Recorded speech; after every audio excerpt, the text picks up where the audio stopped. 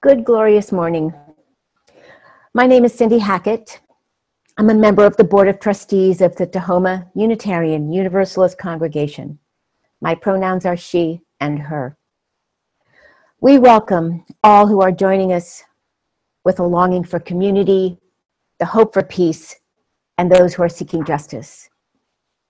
Those are big goals.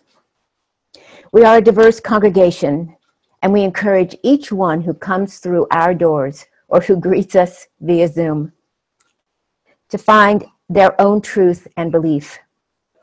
We invite all who join us in a search for meaning and community. We guide this by reason, respect for one another and ourselves, and by love. The wonderful thing about this virtual platform is that we have an opportunity to welcome guests from outside our traditional geographic area. Today we have people visiting from Colorado and from New York City. We've even had some people in the past who've come across to see us from Europe. So a very, very special welcome to our new friends and of course our returning friends from near and far away. I invite you to follow us on Facebook and Twitter. Links to the video version of this service will be posted there this week, as well as on our website. In fact, you can see many of our past services, I think most of them since we've been Zooming. You'll find recordings, and they make a really nourishing 45 minutes in the middle of the week. You can find all of our announcements this week in your e-news. But some highlights are, this month, we UUs are celebrating the 250th anniversary of John Murray's first Universalist sermon in the United States. And on Wednesday evening, ministerial intern Arian Babcock will offer an adult religious exploration program on UU History 101 with a look at James Luther Adams and 20th century UU history. On Friday, October 16th, we'll host an all-ages open mic night. Boy, this is your opportunity, everybody. All performers are welcome. You might offer music, storytelling, or joke-telling, ventriloquism, or some other creative expression. The sky's the limit. You might even do a Julia Childs imitation and cook something quickly, dropping the chicken on the floor. Just be sure your offering is appropriate for an all-ages audience and that it runs no longer than 5 minutes. Performers should register as soon as possible via the link in the e-news or on the church calendar on our website. And audience members can find details of where to tune in for the fun there too. Next Sunday, October 11th, join us for worship service with ministerial intern Arian Babcock and her message, Fall into Peace. A reflection of how our mental state and feelings impact our whole self and finding alignment as we roll into the end of the earth-centered religious year. Look for details on all of our gatherings in the weekly e-news that's posted on our church website, and you can find the link to our website in the chat. Thank you so much for your ongoing financial support to our congregation that supports these programs, our staff who create and facilitate the programs, and the connections that we make through our congregation. And somebody reminded me this week that when you order through Amazon, you can select the church as the receiver of your charitable contribution, which they will give as part of that order. It may seem like a small little amount, but those small little amounts matter and they do accumulate. So any way that you can support the church, we cherish that. Now, let us prepare to gather in worship.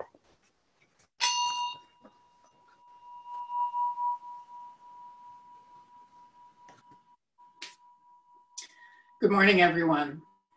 Our opening words today are by Gordon McKeeman.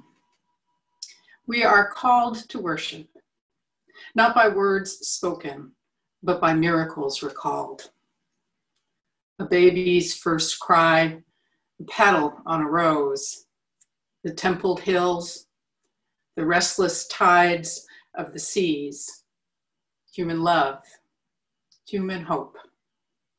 We respond with gratitude, with joy, and with wonder at life's boundless possibilities.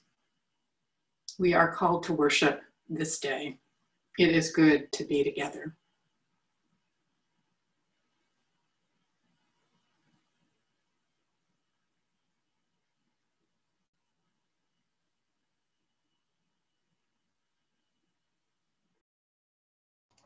As Nancy Slocum lights our chalice, please join us. The words for the chalice lighting are in the chat. And if you have a chalice at home, please feel free to light yours at the same time. We light this chalice with deep respect for the mystery and the holiness of life, in honor and gratitude for those who have gone before, with love and compassion for those who dwell among us, and with hope and faith for the generations to come. Good morning.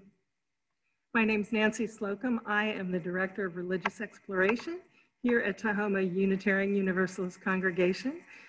Welcome everyone this morning, especially any children or youth who are listening in, watching today. This is the time we do our time for all ages when we invite the children to come forward to hear a lesson or a story. I do want to make a couple of announcements about the Religious Exploration program for this week. We are doing a kids chapel today at 11:30 for elementary school aged kids. Sometimes if the service runs a little bit long, I'm a little late getting in there. So just hang out, I'll be there. Also today at 12:30, we're doing our RE kickoff for the fall scavenger hunt. It's for all RE ages, from the youngest up through teens. It's on Zoom, of course, and the links to these events have been sent out via email to the parent distribution list. If you did not get them, you can email me and I will send it to you. And I think my email address is being pasted into the chat. And we are doing a parent drop-in, our weekly Tuesday evening at 7 o'clock parent drop-in, just a good time to check in, be in community with one another and support each other, especially with all the challenges parents are facing these days. And if I could just put in a plug for the open mic night on the 16th, please sign up to perform or plan to attend. I think it's going to be a lot of fun, and it is for all ages. We light this chalice to celebrate Unitarian Universalism. Many of our classes start their chalice lighting with those words. We go on to say how we're the church of open minds, we're the church of helping hands, we're the church of loving hearts. But today I want to talk a little bit about Unitarian Universalism and who we are. Last week I mentioned how Unitarian Universalist congregations are all around the country, all around, even throughout the world, we can find Unitarian Universalist congregations. We are part of a larger group. But today I want to focus on one part of our name, Universalism. What do you think of when you think of that word, Universalism? Have you heard of the universe? What is the universe? The universe is everything that exists, not just everything that exists here in Tacoma or in Washington State or the United States or even everything in the world, but everything that exists everywhere, here and in outer space.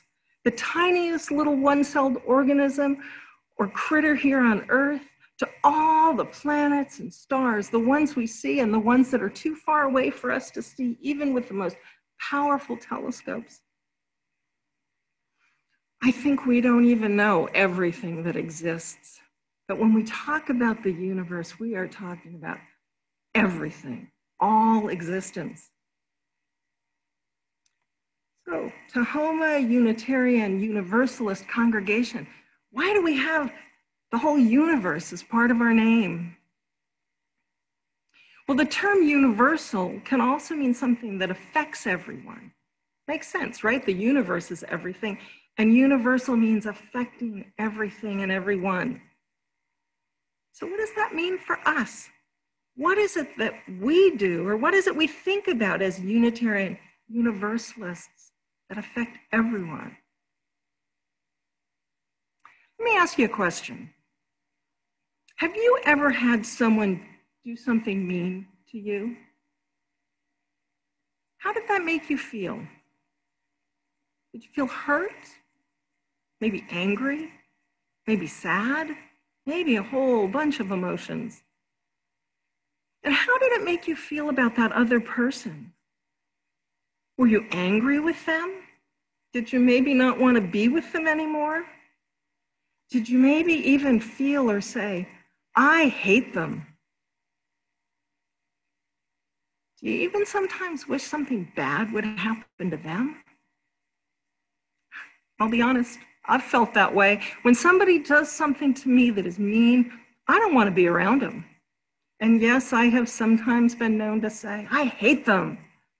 And sometimes I've even hoped that something bad happens to them. And then I think about universalism and some of the things we talk about here in our Unitarian Universalist congregation. And here's where we're getting back to the universalism part of this. When I'm hurt by someone, and maybe I have bad feelings towards them, I remind myself that I believe in our very first principle. Our first principle says that each and every person is important. Or as the adults say, that everyone has inherent worth. Inherent means deep inside of them. That everyone deep inside is worthy of respect, is worthy of love, no matter what they do. And that we do that for everyone. We do it for each and every person. We do it universally for everyone. Now, I do want to be clear that if someone does something that's mean or harmful, bad things are not okay. Remembering that everyone has inherent worth, that everyone is important in their own way, does not mean that people can treat us badly or treat someone else badly. There are consequences for behaving badly, things that happen when someone does bad things. We don't have to let them keep doing it. One consequence might be that we don't spend time with them anymore. We don't have to accept that bad behavior, but we can also try and keep a place in our heart for them and remember that they, just like each and every one of us, is important and has inherent worth. Easy peasy, right? No way, no way. It is hard. It is really hard to hold on to kind thoughts, loving thoughts. Can be really hard when someone does something that feels mean, that hurts us. I try to remind myself that they're important and that they have this inherent worth that we talk about. I think of this as keeping my heart open towards them. And there's some things that I've done that I found really help me to keep my heart open. One thing I do is remind myself that sometimes people just have bad days where it's hard for them to be kind to others. Maybe they aren't feeling well. Maybe a beloved pet just died and they're sad, or maybe they have too much homework to do and they're just feeling stressed out and they take it out on you. Do you ever get grumpy when you're having a bad day? Yeah, I do too. So especially when someone who is usually kind and fun to be around does something that feels mean, I consider the possibility that they have something going on that I don't know about. And this helps me keep my heart open.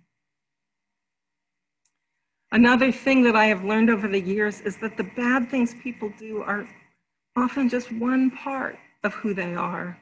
I've sometimes even been surprised as I'm getting to know somebody. Maybe I think that they're mean and not very nice, and then I learn other things about them. And I realize they've got a really kind side to them, and I just haven't had the opportunity to see it yet. I might only be looking at one little sliver of their life, and who they are is so much more than that. I try and keep my eyes open and look for those times when they are being positive and good and it helps me keep my heart open. And I've also learned that sometimes when people are mean to others, it's because they've not been treated well in their life. Maybe they've been hurt by others.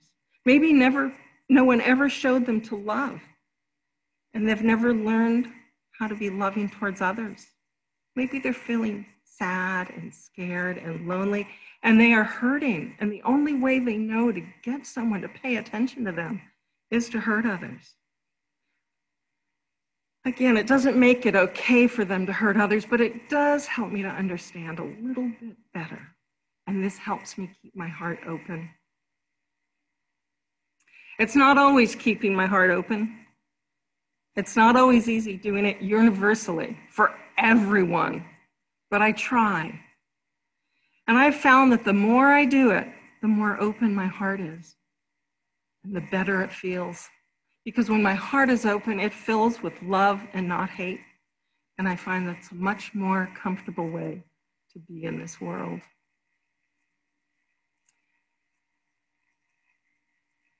I'll send you out with the words that we sing when kids go to their classes.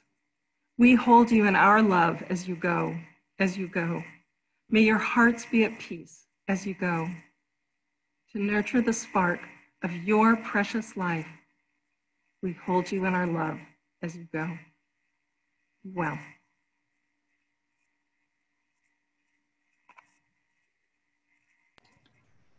We now come to the part of our church service where we make our contributions financially to keep this church and this congregation moving forward.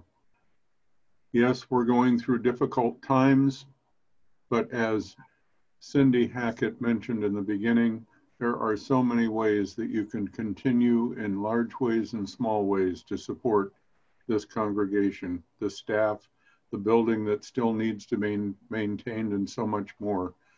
You will find a link in the chat to be able to contribute to tahomau.com, and you can donate to Tahoma U2 at that link or through text at the phone number that you see. Blessings to you all. You now see on the screen the dedication of our offering. We dedicate ourselves and our offerings to the work of this congregation, weaving a tapestry of love we call community, both within and beyond these walls.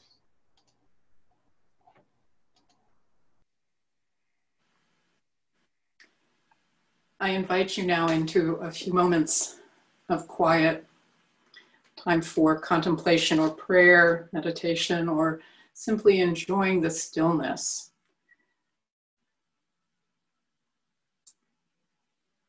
Our words to invite in our time of meditation are "To Have Without Holding" by Marge Piercy.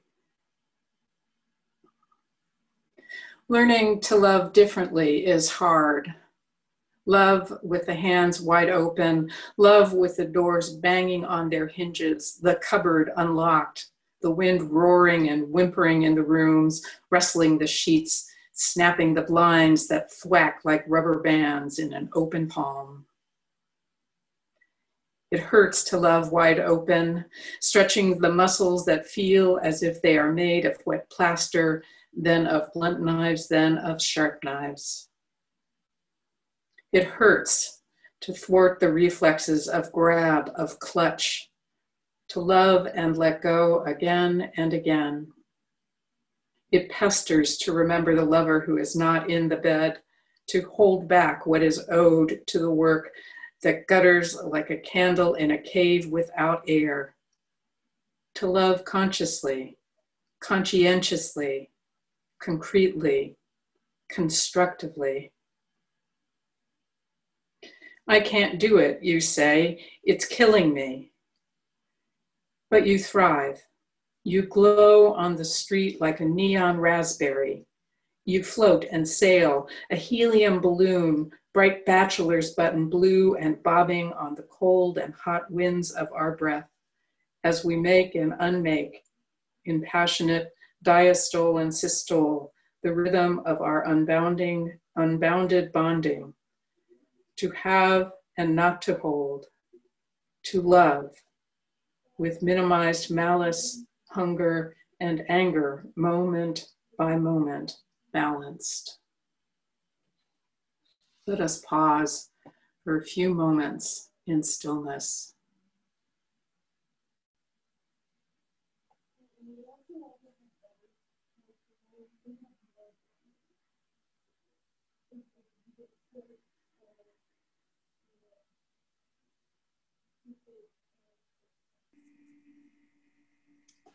Ambrose Bierce, the author of The Devil's Dictionary, had something to say about both sides of our religious family. About Unitarians, we are those who deny the Universalists. He wrote that we are those who are willing to forego the advantage of a hell for persons of another faith. Thomas Stark King, a preacher who knew about both Unitarians and Universalists, having preached to both, noted that Universalists believed that God was too good to damn them, and Unitarians, on the other hand, believed themselves too good to be damned. When the two denominations merged in 1961, our Unitarian heritage was the one that got the most attention. It was years and years before people routinely said Unitarian Universalist rather than simply Unitarian. When I served as the minister of the North Universalist Chapel Society in Woodstock, Vermont, the folks in our village routinely referred to our congregation as the Unitarian Church, even though that name appeared nowhere in any of our publications, nowhere on our signs, nothing, but we were the Unitarian Church in town. When I began studying for the ministry, I discovered more about our history, as happens when you get into seminary. And I found a deep resonance in Universalism, a profound connection to this challenging faith. As was noted 250 years ago, on September 30th, John Murray arrived in New Jersey from England. Murray is often described as the founder of Universalism in the United States, and his arrival is celebrated as the start of the thread of our faith in community here. The story is one that I have loved for years, and so I'm going to tell you about it this morning. In his young adulthood, he became a preacher. John Murray became a preacher of the strict and punishing Calvinism that had been the faith of his childhood. But as he grew and moved around the country, started out in Ireland and finally came down to London, he was drawn into the more gentle teachings of Methodism. John Wesley, the founder of Methodism, you may recall, spoke of how his heart was strangely warmed when he heard a teaching about the changes that Christ could bring in the lives of believers. That was his moment of conversion, was recognizing that acceptance, that moment of connection. It was an experience of the assurance of his salvation, something that wasn't common in those days. And Murray connected with this community and with that teaching. And with that community also occasionally led worship, led prayers for them. As he became more familiar with that, he was moved by the teachings of John Relly, a Welshman, who went so far as to say that everyone was a part of the mystical body of Christ and that none of us could ever be lost. Everyone was a part of the mystical body of Christ and no one could ever be lost. Pause for a moment and think about this. In a world at that time dominated by punitive theologies, the Calvinist and Catholic teachings that we were all born into sin and can only be saved from an eternity of torture, of hell, by being chosen before birth as one of the elect, or by following a rigid plan to gain salvation through rituals controlled completely by priests. Imagine the sense of relief you might find in discovering a faith that acknowledges your primal blessedness and overwhelming promise of wholeness and goodness. It was deeply radical then. It continues to be radical now. That was the faith that inspired John Murray, that enlivened him, and that gave him hope in those days. And he needed hope in his days. While he was a good preacher, there wasn't a living to be made in that work. And so he tried and he failed at many, many enterprises, racking up debt upon debt upon debt. After his conversion to Universalism, his life became even more chaotic and painful. The Dictionary of Unitarians and Universalists sums it up like this: his only son died in infancy. His wife also died, and soon after that he learned of the death of 4 of his siblings. He was thrown into debtor's prison, and although he was rescued by his brother-in-law and eventually paid his debts, he remained too depressed to engage in the preaching that really had urged upon him. At that time, he wished, quote, to pass through life unheard, unseen, unknown to all, as though I ne'er had been. And so in 1770, he resolved to quit his life in the old world and start afresh in the new world. And here begins the miracle story, the single miracle story in Unitarian Universalist history. Murray set sail on the good ship Hand in Hand, although in some accounting it's called God's Hand, and he headed for New York. The ship went off course and was grounded off the shore of New Jersey near what is now Tom's River.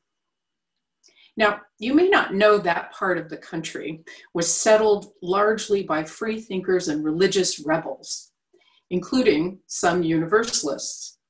Thomas Potter was one of those Universalists who had become convinced of the truth of the gospel of Universalism, and he had built a chapel for the purpose of Universalism being preached in the land. When the ship grounded and it became clear that they would not be able to leave until the tides rose and the winds changed, the passengers and crew went ashore, finding housing and comfort where they could. And guess who knocked on Thomas Potter's door? That's right, John Murray. One version of the story has it that Potter opened the door and asked, "Are you the Universalist preacher I've been waiting for?" Another simply has it that Murray eventually acknowledged at dinner that he was a preacher of that gospel. Either way, Potter wanted Murray to stay and preach the first Universalist sermon in the United States, which wasn't exactly the United States at that moment, of course, but preached the first Universalist sermon that Sunday. Murray, feeling certain, I think, that the ship would leave well before that Sunday, said that he would, but by some miracle, the winds stayed still, and Murray on September 30th, 1770, preached in the pulpit of that small chapel that Thomas Potter had built, preached the gospel of Universalism for the first time in the United States. Murray went on to settle in Gloucester, Massachusetts, and married Judith Sargent. The two of them together helped to build Universalism into a dynamic, loving denomination. They did this by creating the institution and by very powerful powerful evangelism. Remember that church I mentioned in Vermont? Well, it was one of 5 Universalist congregations within a 15-minute drive of the front door. Universalism flourished in many parts of the United States. Now, another fun fact about Murray that I think is important for you to hear is that he served as the first Universalist chaplain in the Revolutionary War. That our intern, Arian, is carrying on his tradition is just one more reason to love him. Am I right? Of course I am. You see, the message of universalism, the message at its very heart, is one that is essential and that has become more and more central to my own theological position. That belief in the essential blessedness of humanity is what animates the work of Brian Stevenson, for example. That notion that we are not defined by the worst thing we've done, the recognition that each person is precious and worthy of respect and care is so lost in our culture that celebrates wealth and winning and hierarchy and division. This practice, and it is a practice, of acknowledging and celebrating the worth and dignity of every person, the practice of compassion and care for all, the practice of extending love into the world is deeply countercultural and so desperately needed. Years ago, a Presbyterian friend of mine preached a sermon about who we might meet in heaven. It was when I was working with homeless teens on the north side of Chicago. And before John spoke, we had been sharing stories about our work in his congregation. We told stories about the runaways who were making their way in the world by selling their bodies for sex. We heard stories of parents who abused and abandoned their children. John, in his sermon, gave us a litany of who we would bump up against, and it was just these people that we would meet in heaven. He invited us to be attentive to our own shortcomings, the times we failed and fallen miles and miles short of what we had meant to do. He called us to be aware of our shared humanity in all of its flaws and in all of its beauties. To be clear, as Nancy reminded us, this doesn't mean that there aren't natural consequences for what we do and how we live. It's not that we get a get out of jail free card to believe in the gospel of universalism, but rather it is recognizing our common humanity and our love for each other that can save us as we try to make the world a better place. Who is saved? All of us. Not by some magical and mystical grace laid upon us by a benevolent deity, but we are saved by casting our lot among the community of this planet, the animals and the trees, no less than our fellow humans. We are saved by knowing for sure that we are in this together, and that the only way to get through is with each other. And yes, that means everybody comes along. May we all practice into this faith, living it each day, calling ourselves back into compassion and right relation. May we all be saved by the blessing of this faith. So may it be. Amen.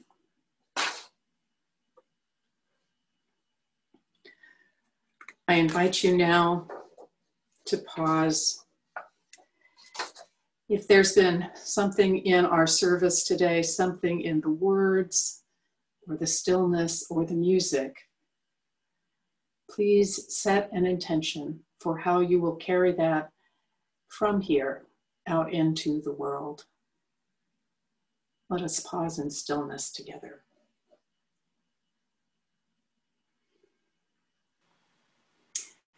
Our closing words today are from John Murray. Go out into the highways and the byways. Give the people something of your new vision.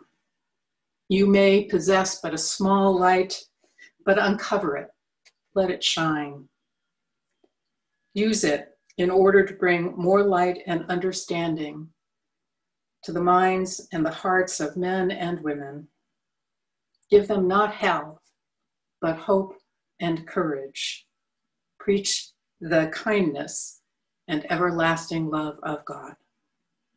So may it be. Amen.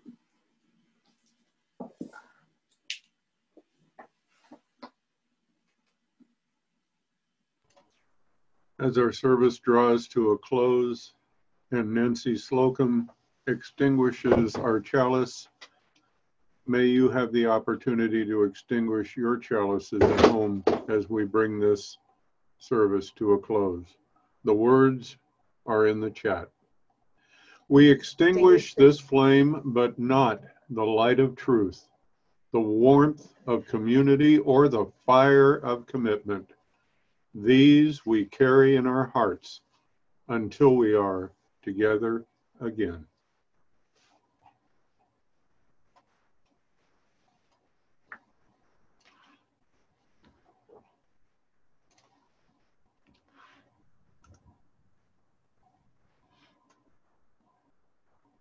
From you I receive to you, I give, together we share, and by this we live. From you I receive, to you I give, together we share, and by this we live.